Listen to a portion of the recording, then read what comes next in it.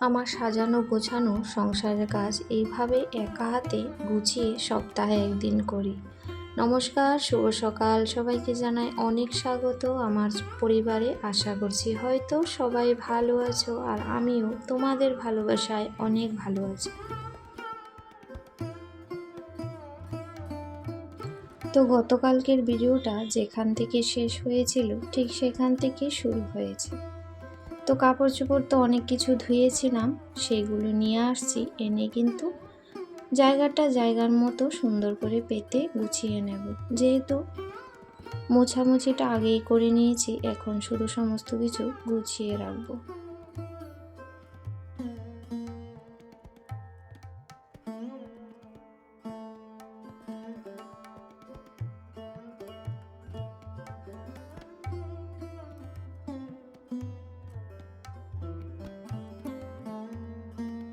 তো সপ্তাহে একদিন বা 15 দিনে একদিনে ঠিক এইভাবেই আমি আমার মতো ঘর দোরগুলো পরিষ্কার করে নিই, মানে একটু ডিপ ক্লিনই বলা যায়। যেমন কাপড় চোপড় বেশ কিছু খুলে ধুয়ে নেওয়া, তো এগুলো তো প্রতিদিন আর করা যায় না, আর সময়ও কিন্তু থাকে না। তো এই যে একটু গুছিয়ে নিলাম, আর সব কিছুই কিন্তু এইভাবে কাপড় চোপড় পেতে টেবিলের যে বই খাতা সমস্ত কিছু আবার গুছিয়ে রাখবো। তো বেশ অনেক কিছুই কাপড় চোপড় ধোয়া হয়েছিল, আর কিছুটা বাকিও আছে শুকাতে আর কি, মানে রৌদ্র সেই রকম নেই। আর এই আর্টগুলো আমার ছোট্ট সোনা করেছে, সেটাই দেখালাম। তো আর্ট করতে ভীষণই পছন্দ করে, আর ভিডিওর সামনে দেখালে ও ভীষণ খুশি হয়।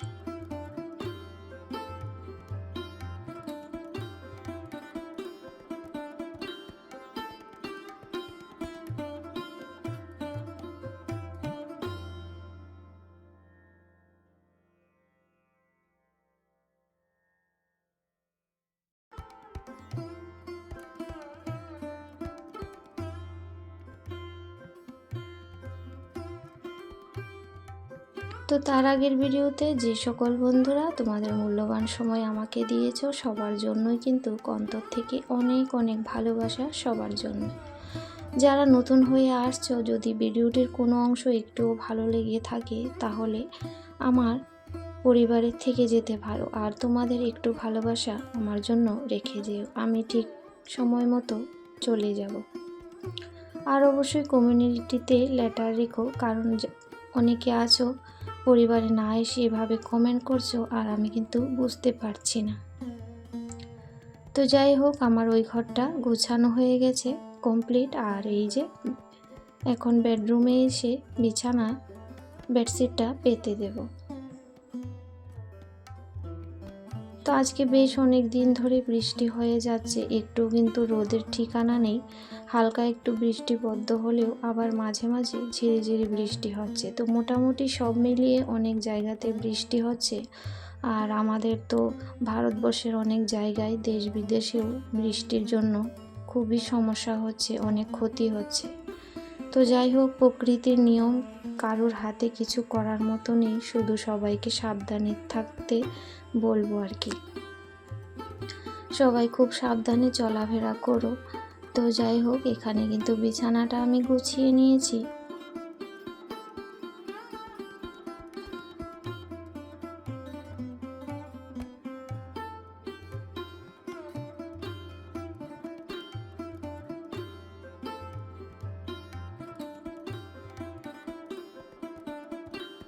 তো সারাদিন কাজ করলেও টুকটুক করে ঘরের কাজ কিন্তু শেষ হয় না, চাইলে না করেও শুয়ে থাকতেই পারি।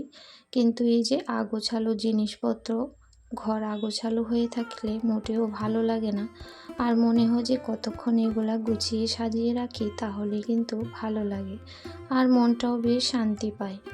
আর এখানে ওই কোণার মধ্যে র্যাকটা পড়ে গেছে এখন এই টেবিলটার জন্য, তো ওইটা তো আর সব সময় গোছাতেও পারি না, আর অনেক জিনিস আছে এভাবেই ফালতু পড়ে থাকে, যেটাকে ফেলতে হয়, মানে দেখতে ভালো লাগে না, যেটা আমার ছেলে বানিয়ে রাখে বা এইভাবেই ঢুকিয়ে রাখে, কোথায় থেকে কি বানায় কিছুই বুঝি না।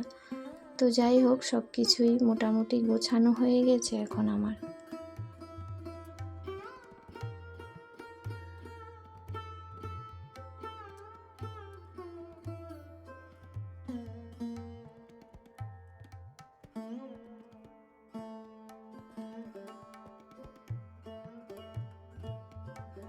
তারপর চলে এসেছি একেবারে সন্ধ্যায়। তো সন্ধ্যায় আজকে বানাচ্ছি চাউমিন, এগ চাউমিন। তো যাই হোক, মনও চেয়েছিল যে একটু বানাই। আর সব সময় খাওয়া হয় না, ওই মাসে 1 দিন কিংবা 2 দিন রুটিনে রেখেছি চাউমিনটা খাওয়া, কিন্তু বেশি বানাইও না, খাইও না। তো যাই হোক, এখানে ডিমটা একটু ঝুরি ভাজা করে নিচ্ছি। আর সবজিপাতি তেমন কিছু না, ওই টমেটো, পেঁয়াজ, কাঁচা লঙ্কা ওই দিয়েই করবো আর কি। তো সন্ধ্যার সময় প্রতিদিন এভাবে নাস্তা বানাতেও সময় যেরকম লাগে, আর এইসব ম্যাগি, তারপর চাউমিন যেহেতু ময়দার থাকে, এত খাওয়া ভালো না। তো সেই জন্য রুটিনে রেখেছি, মাসে 1 দিন কিংবা 2 দিন, তার থেকে কিন্তু বেশি আমি বানাই না। কিন্তু ম্যাগিটা খায় বাচ্চারা, আমি নিজে খাই না।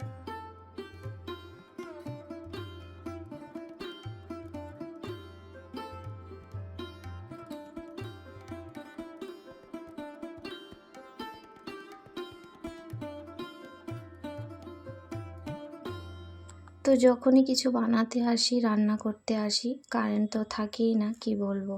আর ওই দিকের লাইটটা আছে বলে একটু দেখা যাচ্ছে। আর এই সাইডে যে চুলার পাশে যে উপরের লাইটটা, ওইটার মধ্যে কিন্তু লাইট চলে যায়, ওইটার ইনভার্টার কানেকশান নেই।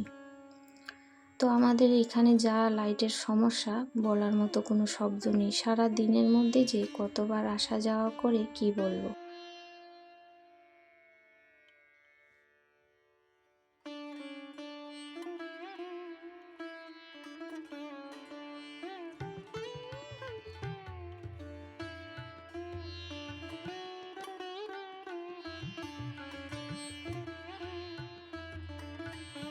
তো এখানে কিছুটা শসা পেঁয়াজ নিয়েছি। আর এইভাবে চাউমিনে শসা পেঁয়াজ দিয়ে খেতে আমার বেশ ভালো লাগে, কিন্তু সবাই খায় না। যারা খায় না তাদের পাতে কিন্তু একদম দিইনি।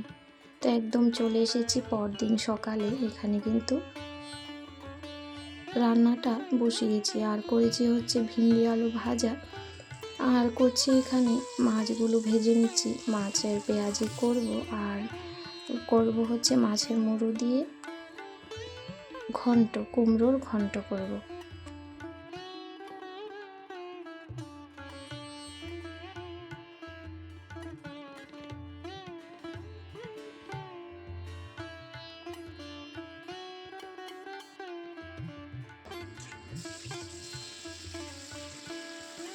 তো চা মুড়িটা রান্নার সাথে সাথেই খাচ্ছি। আজকে একটু লেট হয়ে গেছে কাজগুলো সেরে আস্তে আস্তে, তো সেই জন্য ওইসব কিছু আর শেয়ার করলাম না। তো এখানে কুমড়ো ঘন্ট করব, মাছের মুড়োটা দিয়ে। তো কুমড়োটাকে ভেজে আগে একটু হালকা সেদ্ধ করেছি, তারপরে এই যে ফোড়ন দেব। আর এই 2বার করে ফোড়নের সবজিগুলি না ভীষণই টেস্টি হয় খেতে। আর সঙ্গে যদি পুঁই শাক থাকতো আরও ভালো লাগতো। তো যাই হোক, পুঁই শাক ছাড়া এভাবে কিন্তু বেশ ভালোই লাগে, যদি কুমড়োটা একটু মিষ্টি মিষ্টি হয় তাহলে।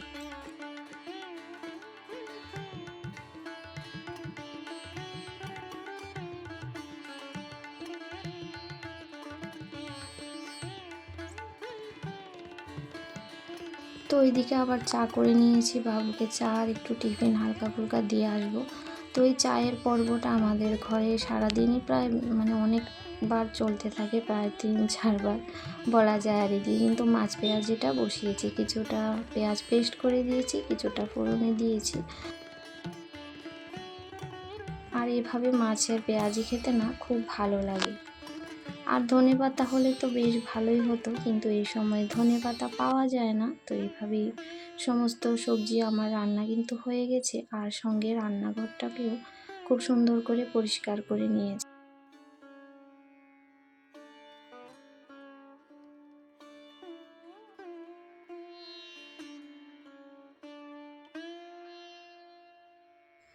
তো প্রায় শুরু হয়ে গেছে, অনেক দিন হয়ে গেছে, 1 সপ্তাহ তো হয়ে গেল, এখনও খরচাপাতি আনাইনি। যেহেতু প্রয়োজন এত ছিল না, তো আনতে হবে 1-2 দিনের মধ্যে। তাই ভাবছি যে কৌটোগুলা কিছু খালি আছে, ধুয়ে দিই। এগুলো তো সব সময় ধুতে পারি না, যেহেতু কাচের আর সবসময় জিনিস থাকে। তো আজকে ভাবলাম না, এবার ধুয়ে দিই এগুলাকে। তো খালি করে নিয়েছি।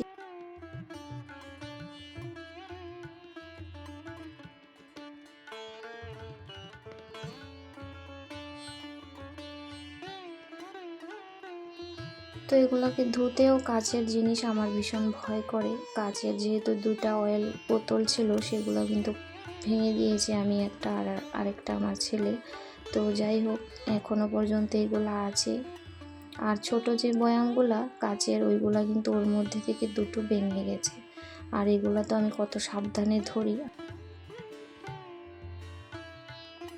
আর অনেকটাই ওজনে না ভারী আছে, সেই জন্য আরও ভয় করে ছুটে না পড়ে যায়। তো যাই হোক, খুব সাবধানে কাচের জিনিসপত্র কাজ করতে হয়, ধোয়া মাজা করতে হয় আর কি।